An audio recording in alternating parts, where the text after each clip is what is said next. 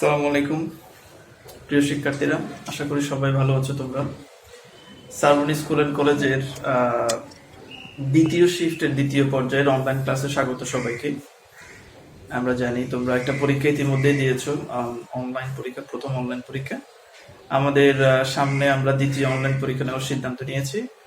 সেই পরিপ্রেক্ষিতে আমাদের আজকের ক্লাস তোমরা সিলেবাস পেয়ে যাবে এবং সিলেবাসের এই অধ্যায়টা আজকে আমরা আলোচনা করব ক্লাস অষ্টম শ্রেণীর বিজ্ঞান নিয়ে।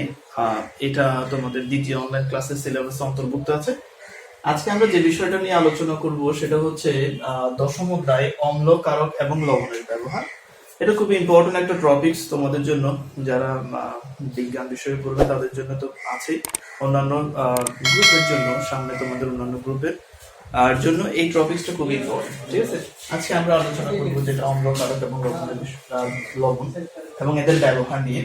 প্রথম আমাদের আলোচ্য বিষয়টা দেখা যাচ্ছে অম্ল বা অ্যাসিড কাকে বলে। ঠিক আছে, সচরাচর আমরা আমাদের দৈনন্দিন জীবনে যেই রাসায়নিক যৌগগুলো নিয়ে আলোচনা করি, অ্যাসিড বা অম্ল বা অ্যাসিড, এই অ্যাসিড অম্ল বা অ্যাসিডটাকে যদি তুমি দেখো, যে যৌগগুলো একটু টক স্বাদযুক্ত, যেমন লেবু, তোমার টমেটো, এই যৌগগুলোতে, এই উপাদানগুলোতে, আমাদের খাদ্য উপাদানগুলোতে অ্যাসিডের উপস্থিতিটা আছে বলে এগুলো টক স্বাদযুক্ত হয়। অর্থাৎ আমরা বলতে পারি যে জিনিসগুলো একটু টক স্বাদযুক্ত সেগুলো হচ্ছে অ্যাসিড। রাসায়নিক ভাবে যদি আমরা বলি, যেই যৌগ বা রাসায়নিক যৌগ জলীয় দ্রবণে বিয়োজিত হয়ে hydrogen plus H plus ion, এটাকে বলে হাইড্রোজেন প্লাস আয়ন বা এইচ প্লাস আয়ন বলতে পারবে তোমরা, এই আয়নটা প্রদান করবে, তাকে বলবো আমরা অম্ল বা অ্যাসিড। তাহলে আমরা বলতে পারি অ্যাসিড বা অম্ল কাকে বলে, যে রাসায়নিক যৌগগুলো জলীয় দ্রবণে বিয়োজিত হয়ে এইচ প্লাস আয়ন প্রদান করবে, তারা হচ্ছে অম্ল বা অ্যাসিড। তা আমরা দেখো, আমি একটা অ্যাসিড লিখলাম, সালফিউরিক অ্যাসিড, এটার নাম হচ্ছে সালফিউরিক অ্যাসিড। এই সালফিউরিক অ্যাসিডটাকে যদি আমরা জলীয় দ্রবণ মানে পানিতে যদি মিশাই, এই সালফিউরিক অ্যাসিডটা বিয়োজিত হয়ে বা ভেঙে গিয়ে হাইড্রোজেন প্লাস আয়ন এবং সালফেট আয়ন প্রদান করবে। ঠিক আছে, তাহলে যেহেতু এই যৌগটা জলীয় দ্রবণে বিয়োজিত হয়ে এই হাইড্রোজেন প্লাস আয়ন আমাদের প্রদান করতেছে,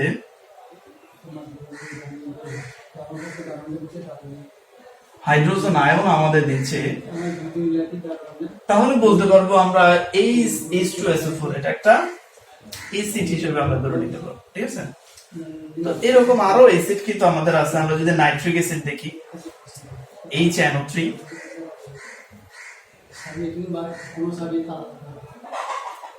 এইটাও কিন্তু আমাদের জলীয় দ্রবণে বিয়োজিত হয়ে H প্লাস আয়ন আমাদের প্রদান করতেছে, তাহলে এটাও আমরা কি বলতে পারবো, অ্যাসিড বলতে পারবো। ঠিক আছে, আবার অ্যাসিড আইডেন্টিফাই এর জন্য আমাদের লিটমাস পেপার আমরা ব্যবহার করতে পারি। বাজারে আমাদের যে লিটমাস পেপার আছে, এই লিটমাস পেপার ব্যবহার করে অ্যাসিড এবং ক্ষার আমরা আইডেন্টিফাই করতে পারি। কিভাবে করব, অ্যাসিডের দ্রবণে যদি আমরা নীল লিটমাস পেপার দ্রবীভূত করি, নীল লিটমাস পেপার ডুবাই, যদি নীল লিটমাস পেপারের বর্ণ পরিবর্তিত হয়ে লাল লিটমাস পেপার হয়, নীল লিটমাস পেপারের বর্ণ পরিবর্তন হয়ে যদি লাল হয়, তাহলে ওই দ্রবণটা হবে অ্যাসিড বা অ্যাসিডিক।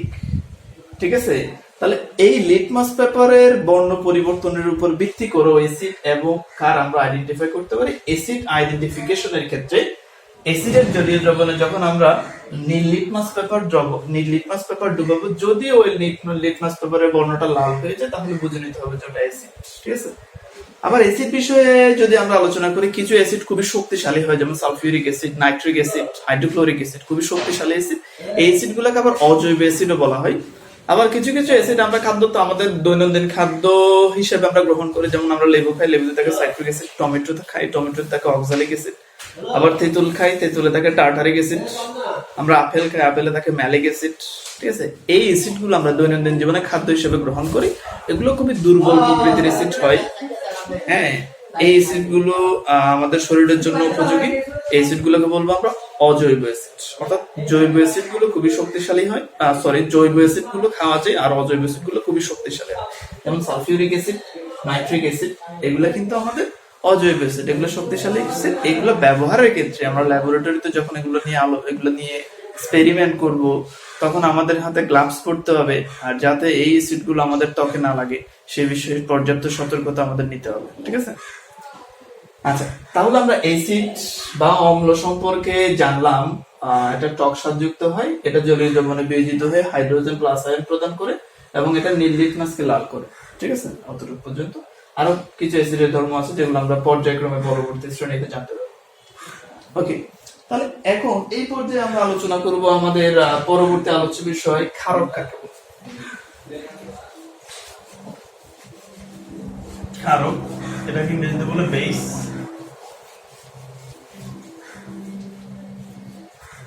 ক্ষারক, ক্ষারকটা একটু কটু স্বাদযুক্ত, তিক্ত স্বাদ বিশিষ্ট হয় ক্ষারক।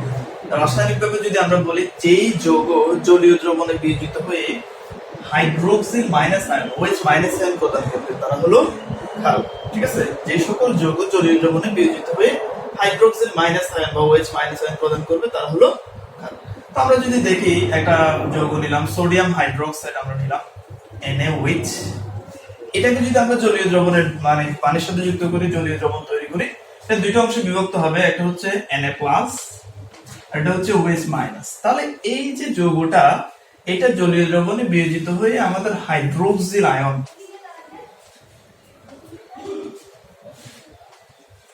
যেহেতু আমাদের হাইড্রোক্সিল আয়ন দিচ্ছে, প্রদান করে, তাহলে আমরা এই NaOH এটাকে আমরা বলতে পারবো এটা একটা ক্ষারক, ঠিক আছে?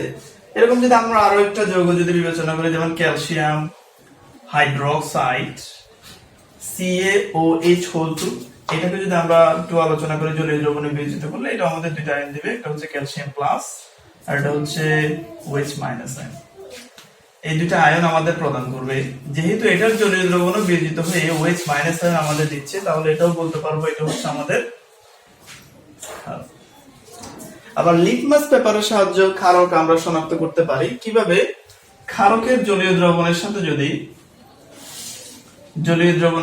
আমরা লাল লিটমাস দ্রবণ ডুবাই, লাল লিটমাস পেপার ডুবাই, তাহলে সেটার বর্ণটা যদি নীল হয়ে যায়, বর্ণ পরিবর্তন হয়ে যদি নীল লিটমাস পেপার হয়, নীল লিটমাস হয়, তাহলে বুঝতে পারবো যে ওই দ্রবণটা হচ্ছে একটা ক্ষারক। অর্থাৎ কোন একটা দ্রবণ তোমাকে দিলাম, তুমি জানো না আসলে এই দ্রবণটা অ্যাসিডিক নাকি ক্ষারীয়। এখন আমি তোমাকে দুইটা লিটমাস পেপার দিলাম, একটা লাল একটা নীল। তুমি যদি ওই দ্রবণে লাল লিটমাস পেপারটা ডুবাও, যদি ওই লিটমাস পেপারটা যদি নীল হয়ে যায়, তাহলে বুঝতে হবে যে ওই দ্রবণটা হলো একটা ক্ষারক। ক্লিয়ার? অর্থাৎ ক্ষারক লাল লিটমাস পেপারকে নীল করে, অ্যাসিডের উল্টো, অ্যাসিড নীল লিটমাসকে লাল করে, ক্ষারক লাল লিটমাসকে নীল করে। ওকে, আচ্ছা, তাহলে আমরা দৈনন্দিন জীবনে আমরা বিভিন্ন ক্ষারক আমরা ব্যবহার করে থাকি। ক্ষারক সম্পর্কে আলোচনা করতে গেলে আর একটা বিশেষ ধরনের ক্ষারক সম্পর্কে আমাদের আলোচনা করতে হবে, যেটার একটা স্পেসিফিক নাম আছে, সেটা হচ্ছে ক্ষার।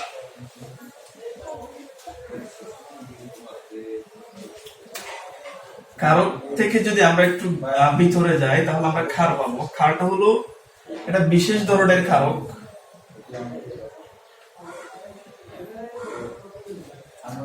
বিশেষ ধরনের ক্ষারক। এটা বিশেষ ধরনের কিরকম?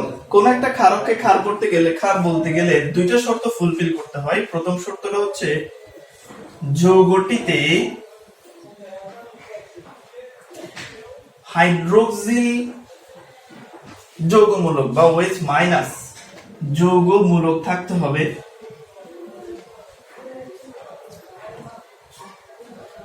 যৌগমূলক থাকতে হবে। আর দ্বিতীয় শর্তটা হলো আমাদের যৌগটি অবশ্যই পানিতে দ্রবীভূত হতে হবে। যৌগটি পানিতে দ্রবীভূত হতে হবে। তাহলে এই দুইটা শর্ত যে ক্ষারক পূর্ণ করবে তাকে আমরা বলতে পারবো ক্ষার। তো দেখি আমরা দেখি আমাদের সচরাচর যেমন আমরা সোডিয়াম হাইড্রোক্সাইড, এটা তো আমরা একটু আগে প্রমাণ করলাম এটা হচ্ছে একটা ক্ষারক। এটাকে ক্ষার বলা যায় কিনা যদি আমরা একটু বিবেচনা করি, দেখি এই যৌগটার মধ্যে যেহেতু OH মাইনাস আয়ন আছে বা হাইড্রোক্সিল যৌগমূলক বিদ্যমান আছে, তাহলে এই যৌগটা আমাদের প্রথম শর্তটাকে ফুলফিল করতেছে। দেখি দ্বিতীয় শর্তটা ফুলফিল করে কিনা। এই যৌগটা যদি নিয়ে তুমি যদি পানির সাথে কি করো, পানিতে দাও, এই যৌগটা পানিতে বিয়োজিত হয়ে অর্থাৎ পানিতে দ্রবীভূত হয়ে যাবে, পানিতে দ্রবীভূত হয়ে হাইড্রোজেন প্লাস এবং হাইড্রোক্সিল মাইনাস আয়নে বিশ্লিষ্ট হবে। অর্থাৎ এই যৌগটা সম্পূর্ণরূপে পানিতে কি হয়ে যাচ্ছে, দ্রবীভূত হয়ে যাচ্ছে। তাহলে এই যৌগটা আমাদের দ্বিতীয় শর্তটাকে কি করে, ফুলফিল করে। তাহলে এই যে ক্ষারক আমরা পাইছিলাম, এই ক্ষারকটাকে আমরা আবার কি বলতে পারবো, ক্ষার বলা যাক। ঠিক আছে, তাহলে সোডিয়াম হাইড্রোক্সাইড এটা ক্ষারক, আবার ক্ষারক। আরেকটা ক্ষারক যদি আমরা নিই, যেমন অ্যালুমিনিয়াম হাইড্রোক্সাইড নিলাম, LOH3। এই যৌগটা এটা যেহেতু এটা তো ক্ষারক, আমরা দেখতে পাচ্ছি এটার মধ্যে OH- আয়ন আছে, এটা ক্ষারক। এই ক্ষারকটাকে ক্ষার বলা যায় কিনা যদি আমরা দেখি, যৌগটার মধ্যে OH আয়ন আছে, ওকে ফাইন, এটা আমাদের প্রথম শর্তটাকে ফুলফিল করে। বাট তুমি যদি এই যৌগটা পানিতে দাও, পানির সাথে মেশাতে চেষ্টা করো, এই যৌগটা পানিতে সম্পূর্ণরূপে দ্রবীভূত হবে না এবং অদক্ষেপ হিসেবে পাত্রের তলদেশে কি জমা হয়ে থাকবে। অর্থাৎ এই যৌগটা পানিতে কি হবে না, দ্রবীভূত নয়, যার কারণে এটা আমাদের দ্বিতীয় শর্তটাকে ফুলফিল করে না। আমাদের দ্বিতীয় শর্তটা হচ্ছে যৌগটা সম্পূর্ণরূপে পানিতে দ্রবীভূত হয়ে গেলে তাকে আমরা কি বলতে পারবো, ক্ষার বলতে পারবো। যেহেতু আমাদের এটা দ্বিতীয় শর্তটা ফুলফিল করে না, সো এটা ক্ষারক, বাট কি নয়, ক্ষার নয়। এই আলোচনা থেকে যদি একটু খেয়াল করে তোমরা দেখতে পাচ্ছ যে যেগুলো ক্ষার তারা আবার ক্ষারক, কিন্তু সকল ক্ষারককে আমরা কি বলতে পারি না, ক্ষার বলতে পারি না। এজন্য বলা হয় সকল ক্ষার ক্ষারক, কিন্তু সকল ক্ষারক ক্ষার নয়। ঠিক আছে, আশা করি তোমরা এই বিষয়টা বুঝতে পেরেছো। এরপর আমরা যে বিষয়টা নিয়ে আলোচনা করব সেটা হচ্ছে আমাদের প্রশমন বিক্রিয়া। ইতিমধ্যে আমরা অ্যাসিড কিভাবে শনাক্ত করব সেটা দেখেছি, ক্ষার কি বা ক্ষারক কি সেটা কিভাবে শনাক্ত করা যায় সেটাও দেখেছি। এখন আমরা দেখব প্রশমন বিক্রিয়া বা নিউট্রালাইজেশন রিঅ্যাকশন কিভাবে হয়, কি রকম বিক্রিয়া। ঠিক আছে, যদি একটু ছোট করে বলি, প্রশমন বিক্রিয়াটা হলো যে বিক্রিয়ায় অ্যাসিড এবং ক্ষার বিক্রিয়া করে, পরস্পর বিক্রিয়া করে লবণ এবং পানি তৈরি করবে, তাকে আমরা প্রশমন বিক্রিয়া বলবো। প্রশমন বা প্রশমিত হওয়া, এটা বিষয়টা যদি একটু ব্যাখ্যা করি, বিষয়টা এরকম। প্রশমন বিক্রিয়ায় অ্যাসিড তার অ্যাসিড ধর্ম হারাবে, ক্ষার তার ক্ষার ধর্ম হারিয়ে নিরপেক্ষ একটা যৌগ লবণ তৈরি করে, সাথে পানি তৈরি করে। অর্থাৎ অ্যাসিড তার অ্যাসিড ধর্ম হারিয়ে ফেলবে, ক্ষার তার ক্ষারত্ব হারিয়ে নিরপেক্ষ যৌগে পরিণত হবে। এটাই হলো প্রশমন বিক্রিয়া বা নিউট্রালাইজেশন বিক্রিয়া। তাহলে আমরা যদি একটু দেখি যে আসলে আমরা তো অ্যাসিড এবং ক্ষার চিনলাম, একটা অ্যাসিড নিলাম আমরা, যেমন হাইড্রোক্লোরিক অ্যাসিড HCl, একটা ক্ষার নিলাম সোডিয়াম হাইড্রোক্সাইড, এটা হচ্ছে আমাদের অ্যাসিড, এটা হচ্ছে ক্ষার। এদের মধ্যে বিক্রিয়া হয়ে আসলে কি তৈরি হয়, রাসায়নিক বিক্রিয়াটা যদি তোমরা একটু ভালো করে আয়ত্ত করতে পারো, অনেক সময় এটা তোমাদের সহজ হয়ে যাবে। বিক্রিয়াটা কিরকম হয়, এই HCl-টা যদি আমরা দেখি, এটা পানিতে দ্রবীভূত হয়ে H+ এবং ক্লোরাইড মাইনাস আয়ন তৈরি করে, আর এই সোডিয়াম হাইড্রোক্সাইড এটাও পানিতে দ্রবীভূত হয়ে Na+OH- আয়ন তৈরি। প্রশমন বিক্রিয়া যেটা হয়, অ্যাসিডে উৎপন্ন হাইড্রোজেন আয়ন এবং ক্ষার থেকে উৎপন্ন হাইড্রোক্সিল আয়ন পরস্পর বিক্রিয়া করে পানি তৈরি করে। তাহলে আমরা পাচ্ছি এখানে পানি।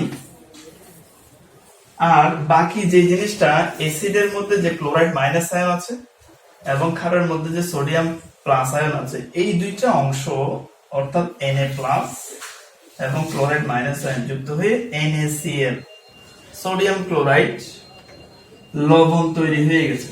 ঠিক আছে, লবণ এবং পানি তৈরি হয়েছে। তাহলে এই বিক্রিয়াটাকে আমরা প্রশমন বিক্রিয়া হিসেবে ধরে নিতে পারবো। অ্যাসিড এবং ক্ষার বিক্রিয়া করে লবণ এবং পানি তৈরি হয়েছে। অ্যাসিড তার অ্যাসিড ধর্ম হারিয়ে ফেলছে, আর তার ক্ষার ধর্ম হারিয়ে নিরপেক্ষ, লবণটা হচ্ছে নিরপেক্ষ একটা যৌগ, নিউট্রাল একটা যৌগ, এই যৌগটা লবণ এবং পানি তৈরি হয়েছে। তাহলে এই বিক্রিয়াটাকে আমরা বলতে পারবো প্রশমন বিক্রিয়া।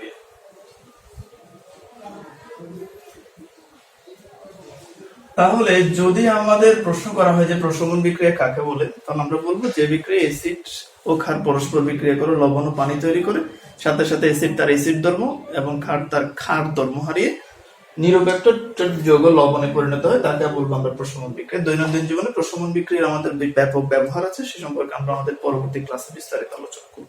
ঠিক আছে, তাহলে তোমাদের যে বিষয়টা আছে, এই যে আমরা আজকে যে আলোচ্য বিষয়গুলো নিয়ে আলোচনা করেছি, অম্ল বা অ্যাসিড, ক্ষারক কি, ক্ষার কাকে বলে, প্রশমন বিক্রিয়া কি, এই বিষয়গুলো একটু ভালো করে দেখবা। তোমাদের সামনের যে পরীক্ষা, এইসব বিষয় থেকে আশা করি প্রশ্ন থাকবে। একটু ভালো করে যদি তোমরা এখন থেকে পড়ে নাও, আশা করি ভালো করবে। ঠিক আছে, সে পর্যন্ত ভালো থাকবা, সুস্থ থাকবা। ধন্যবাদ সবাইকে।